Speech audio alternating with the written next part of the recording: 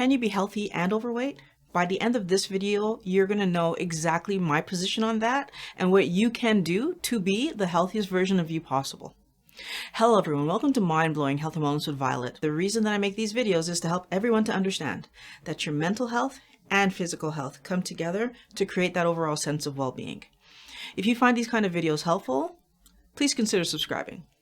I'm going to start this off by giving two definitions that I think will help us to be on the same page. The first one, what it means to be overweight, and the second one, what it means to be healthy. Overweight and our healthy weight range are not the same thing. There's a range that the doctor expects us to be within, right? This is based on a lot of research they've done, looking at, for the typical woman who's 5'9", what weight range would be considered normal. And so, there's a low end and a high end. If I fall between those two numbers, which I do, that would be considered Violet being within a healthy normal weight range. If I was over that number, then I would be considered overweight. How far over that number I am determines whether or not I would be considered obese. I do believe that we can all agree that if you get to the weight range where you're being considered obese, I don't think there's anyone who's going to disagree. That's probably not the healthiest place for you to be. So that would be considered unhealthy and overweight. But my question isn't that. My question is all the stuff below being obese to being up to the top range or the higher range of your weight range. So you're technically overweight. What does that mean for our health? Part of the problem that I have with using weight as a way of determining health is that oftentimes, if you're on the higher end of that weight range, you're still being told by a doctor that you need to lose weight. And there's this idea that if you're on that higher end of the weight range, that there's health problems on the way. Okay. And very likely there are. So I'm not disagreeing with that piece of information. The problem is, some people will be on that higher end of the weight range, even though when you look at them, they don't look overweight. Why? Because if you work out and you have a lot of muscle on you, you'll be on the higher end of that weight range. It is not a good idea to use just the weight as a measure of your health, because if you have more muscle on your body, you will weigh more than for your height. And having more muscle on your body, though, is healthy. So more muscle, better health. Therefore, being overweight does not automatically equal unhealthy. Okay, so then when we're talking about fat, how much extra fat can I carry around before it becomes a problem? Like, am I having health issues after 5 pounds, 10 pounds, 20 pounds? This is where your gender plays a big role, because 15 extra pounds on a woman is not the same as 15 extra pounds on a man of the same height. You see, women tend to carry around more body fat than men. We're the ones that carry children, and our bodies are made differently versus the men who theoretically back in the day would be the one out chasing animals to feed us while we're carrying those children. We need to understand what our body's actually trying to accomplish before we decide what is healthy and not healthy in terms of our weight. So we've got two things now that we're looking at. We're talking about how much muscle I'm carrying, and we're talking about what gender I am. And both of these things will affect whether or not I see myself as overweight in the first place. Basically, in order to get around this issue of weight being used as a measure of health when weight isn't necessarily telling you all the information, a lot of doctors have moved away from that and started using waist to height ratio. So as long as your waist to height ratio is 50% or less, whether you're male or female, most doctors in the know are saying that that means that you're in a healthier situation if you're just trying to understand your body composition and how you're set up. Now, it's been shown that people who have a 50% or less waist to height ratio are much less likely to have metabolic issues, are much less likely to have heart conditions, etc. And so then, this brings us to a very important piece of information that we're talking about, which is, well, really what we're trying to do is understand health. So when we're talking about healthy, there's obviously the physical health, but then there are two other elements to mental health and your social health, right? How are we doing in the world? Our physical and mental health absolutely affect how we do socially. Now, today we're focusing on physical health, and the thing that I want to point out to you is I could actually be overweight and yet my body be functioning absolutely appropriately in terms of how it's using fuel and how it's building itself.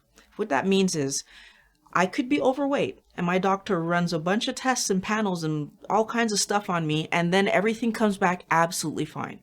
And the question becomes, if being overweight is so dangerous for our health, how is it then that my doctor can run all these tests and everything shows up well? And the reason that that happens is because being overweight, even if you're to the point where you're classically labeled obese, so you've got excess fat to the point where obese, doesn't mean that my body has stopped functioning properly. What it does mean, though, is that I'm in a position that in the future, there's a high probability that my body will at some point stop functioning properly. But in this moment, so if I take a snapshot of Violet today, and if I was 100 pounds overweight, I still would be in this moment functioning well. So now, what does that mean? Am I healthy? Well, yes, in this moment. Our bodies are made to survive. So of course, I could be 100 pounds overweight and still be functioning well because my body will continue to function well for as long as it can continue to function well because that's its job. My body is doing everything it can to keep Violet alive. And for every moment that it can function perfectly, it will function perfectly. But what that means is that all those blood works that my doctor is going to do, all those tests that my doctor is going to do is going to show that Violet's still functioning well. And this is where the dilemma happens. Because if your body is functioning properly, then do you intervene? And most medical interventions have to do with taking some kind of medication or some type of surgery. And this is where it becomes quite problematic, right? Because the only interventions that our healthcare system has for us if we are obese is to feed us a medication or do a surgery. And that's because our medical system treats obesity as a disease. And it's only once you classify something as a disease that then there's an intervention that can be put in place. And if you're putting such harsh interventions in place, then you want to be certain that there's a good reason to be doing so. You see, classifying obesity as a disease then gives us the right to fight that disease. And by giving someone a medication or doing some kind of surgery, you are definitely changing the way that the person's body functions. So now, is my body still functioning normally? No, there's been an intervention.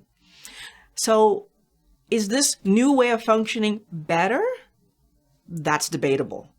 Is this new way of functioning decreasing my weight? Typically, that should be the case. So here's the thing. I call it a disease so that I can make an intervention, so I can get the weight down. But I want everyone to understand that when you did that intervention, there's a high probability that in that moment, your body might have been functioning appropriately. So is it an automatic that when you are overweight, your body is not functioning appropriately? No.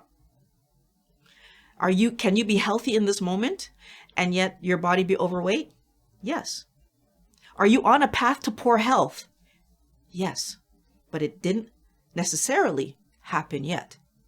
So what happens if rather than see obesity as a health problem, as a disease, we decided to look at obesity for what it is, which is your body taking the necessary actions to get excessive sugar out of your blood system to protect you from dying? What happens if we actually look at obesity or rapid weight gain or weight gain in general for what it really is? Our body absolutely functioning correctly to take a toxic substance out of our blood and store it away in a safe container called fat.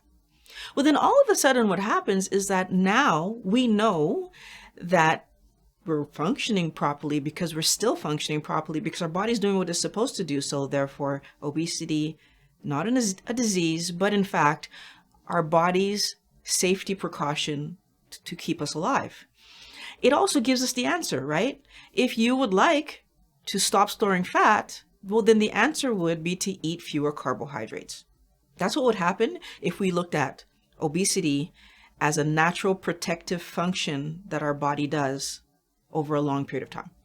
So just because I'm healthy in this moment doesn't mean that I'm building a body that's going to be healthy tomorrow and into my future. And what I'm trying to say by that is, just because I'm healthy and overweight today doesn't mean that I wouldn't be unhealthy if I keep going at this constant rate of weight gain. But equally important to know is that just because I'm thin doesn't mean that I'm going to be healthy in the future if the fuel I'm using for my body isn't good quality. Now, this is one of those things that when we think about it, we have a hard time wrapping our mind around why carbohydrates is the center of this problem.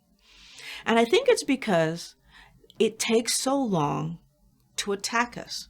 Because like I said, you're overweight, you go to the doctor, you do all your tests, the tests come back fine, the doctor says, you know what, you should try to lose some weight, but you're okay. And we keep going forward, not realizing that even though my tests showed that I was okay, in actuality, there's things happening that my body is correcting in the moment. And the question becomes, how long can my body keep correcting before it's unable to keep correcting? So to give you the analogy, if every day on your way out of your home, you took one piece of paper and put it on a table that you had beside the door that was 2x4, and you do this every time you leave your home for 365 days, well, chances are after 365 days, that table could be quite overloaded, right? And then we do it for another 365 days. And now the table's really stressed. And how many days, so how many years of putting one piece of paper on that table do you think you could do before the table broke? And what's interesting there is you're not doing anything else negative to the table. You're just putting one piece of paper every day for a year, for 2 years, for 3 years, for 4 years. How many years would it take before the table broke? Now, I don't know the answer to this math question, but I can tell you that I know it would probably take more than a year, probably take more than 2 years. What's my point with this? Every day we're eating sugar. And we eat the sugar as if it's having no effect. But obviously it's having some effect because our body is taking this extra step to take it out of our blood and store it away safely in fat, because if it stayed in our blood, we would actually die. So that tells us that there's something there. Now, if we don't allow ourselves to understand that that action that our body is taking is protective, then we become under this impression that obesity is a disease, when actually obesity is our body's way. Not obesity. Storing sugar away as fat is our body's way of protecting us from that sugar. Obesity is caused by our insistence on eating sugar every day rather than eating protein and healthy fats and keeping the sugar to a minimum. But that's us, right? Our body is actually functioning appropriately. Now, I know there are those who can eat low fat, high carb, and maintain a good weight, so that weight within those normal ranges for years and years and years.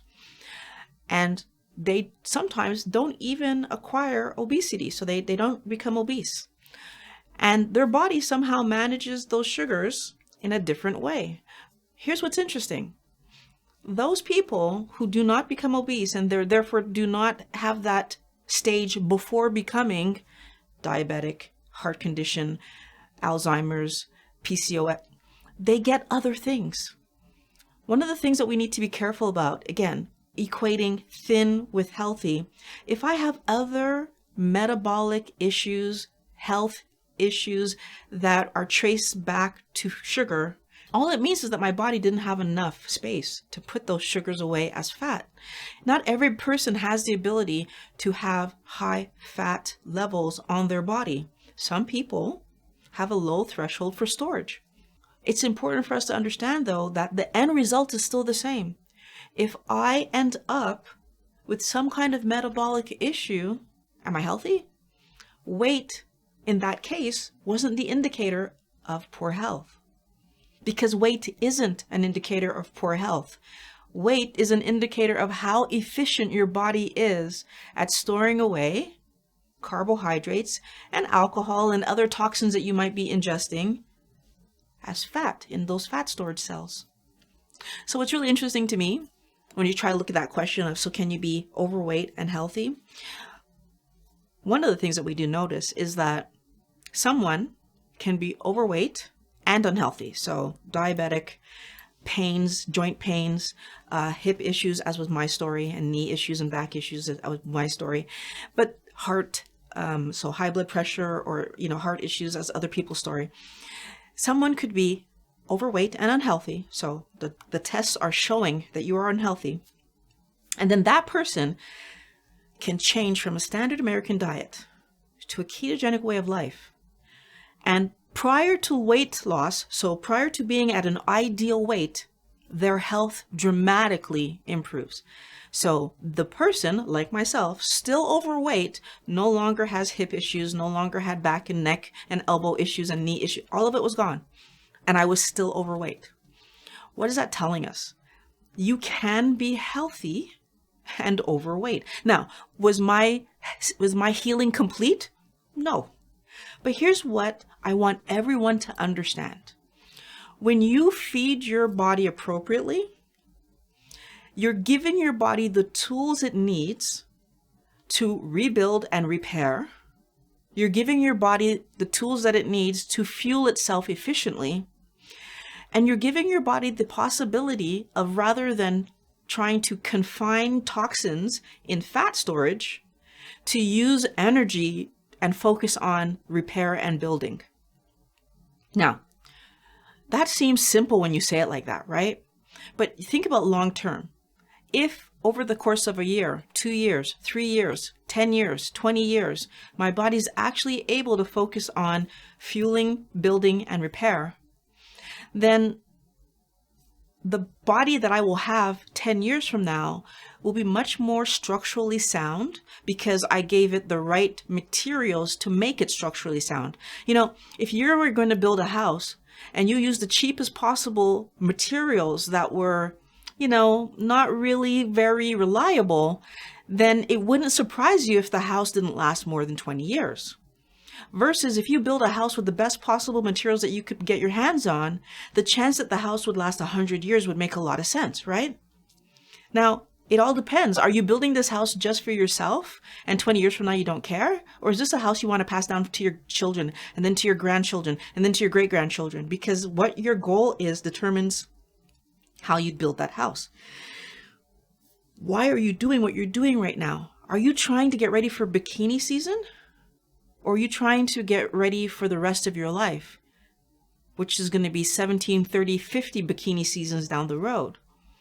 And the best part, when you choose a ketogenic lifestyle and you give your body good quality oils and fats, so usually the fats that come along with the protein source, or if you're adding fat, olive, coconut, avocado, I'm sure there's others. When you give your body good quality oils, good quality protein, good quality but small amounts of carbohydrates, what happens? Your body will fuel itself so efficiently, your body will build itself so well that the need for shoving carbohydrates into storage, shoving alcohol into storage, all these negatives that you were doing that I will hope that you will do less of, when your body doesn't have to deal with carcinogens from poor quality oils then what happens? It will regulate your weight to what it should be. And will you end up at that magic number that the doctor said you should be? Maybe not. See, that's the other part of the story. That magic number that the doctor is aiming all of us at is an average over a bunch of people. If I'm feeding myself the best quality food that I can, and all the foods that I eat are foods that my body can actually use and are not harmful to me, then guess what happens? My body will use those foods, my body will process those foods, my body will build me, and I will get to the weight I'm supposed to be because my body will have no need to shove carbohydrates away as fat. you will regulate yourself because that's what your body wants to do. Your body knows what to do. We don't have to tell it, and we can't trick it. That's the other thing about this. I want to say it out. It's not because Violet said that you're going to go and say, Violet said that you can be overweight and healthy, that all of a sudden it means that you can eat whatever you want and be overweight and just say, well, but Violet said I can be healthy. You know what you are eating. If you are keeping your carbohydrates low, if you are eating good quality protein and the fats that come along with it, and I'm saying good quality, because what I'm looking for you to actually do is eat the quality of meat and protein sources that make sense for you to eat with your budget and your, physiology that do well for you. And I can guarantee you that what you'll eat is not going to be the same as what I will eat. And it doesn't need to be. As long as we're both eating clean, and maybe you're going to love eating fish and I'm going to love eating pork, but as long as we're both eating clean and trying to eat, that nose to tail thing, eating all of parts of the animal, chances are we're going to be okay. Now, I want everyone to look at what they're doing and be honest with yourself. Because if you are eating in a healthy way, and if you are allowing yourself to keep those carbohydrates low, then the chance that you could be slightly overweight, according to who? Again, your body is the one that's telling you what weight you should be at. But if you happen to be above the number that the doctor would say would be the number for you, but you feel amazing, have nothing on the charts, know that you are eating low carb, good quality proteins and fats. And I say low carb, I mean 20 grams or less, right? I'm just going to say that out loud. But if you're doing that for yourself, and you happen to be 5, 10, 15 pounds over what the doctor thinks, you have to start asking yourself, is what the doctor thinks more important than what my body is actually trying to do? Right? Because it could be that this is where your body wants you to be for whatever reason. And the question for me is, how do you feel? And what do the labs say? Because we need both sets of information. Your waist to height ratio, is it under 50%? We need all the information. Do you possibly have more muscle on you now than you had before, and that's why you're a bit over the number? We need all the information. It's not just one thing. It's not just a number on the scale. It's health that we're actually trying to get a handle on. And health is not a number. It's a bunch of factors that we need to look all the factors to understand if we're healthy. Knowing what to eat towards health is what's really important, right? Because if we try to play that calorie game, we're going to lose. Because at the end of the day, when you eat carbohydrates, your body does a certain thing with it. When you eat protein and fat, your body does something different with it. And we need to accept that that's just the truth. You're trying to play the calorie game. You need to understand that the same way I can't trick myself because the things I think, I know I'm thinking them. I can't trick myself because the things I eat, I know I'm eating them. So whether Tom or Marie knows that I'm eating these things, Violet knows that she's eating these things. So if my health isn't there, it will be because I've decided for my health not to be there, because I decided to eat carbs and fun food over eating protein, fats, and healthy foods. Right? And I'm not even saying that protein, fats, and low glycemic carbohydrates can't be fun. But you know what? If you don't invest some time and energy in finding ways to make these foods taste good to you, then you're always going to see yourself as losing out to flavor in order to try to be healthy. And I actually think that's a big mistake. I can tell you with all honesty, I love every meal that I actually have, which is new for me because I used to treat food like the thing I had to do to stay alive because I really didn't care and I wasn't interested. And part of the reason I got into this situation was because I did the fastest, easiest thing possible. Today, I care and I prepare meals that taste good to me so that I am going to eat them and stay healthy. It all comes back to what you decide to do to help yourself to be healthy. Remember, if you eat carbohydrates to excess, your body will store them away as fat to keep you alive. That's just the way this works. So can you be healthy and overweight? I actually believe the answer to that is yes. Can you be unhealthy and thin? Absolutely. Is being fat or thin what we're supposed to be aiming at? I really hope by this point you figured out that I believe the answer to that is no. Focus on being healthy. Your body will take care of the rest. And in order for you to focus on being healthy, what you really need to do is eat appropriately. Thanks for watching Mind Blowing Health and Wellness with Violet. Gosh, I really felt like this was a great video. I hope you think so too. And if you do, ring the bell, subscribe, do the things. If you'd like to contribute to the production of videos, links for Amazon, Patreon, in the description below. Love talking to my wellness warriors as always, and you new people, I know you're going to be subscribers real soon. Love talking to you guys. Talk to you again next week.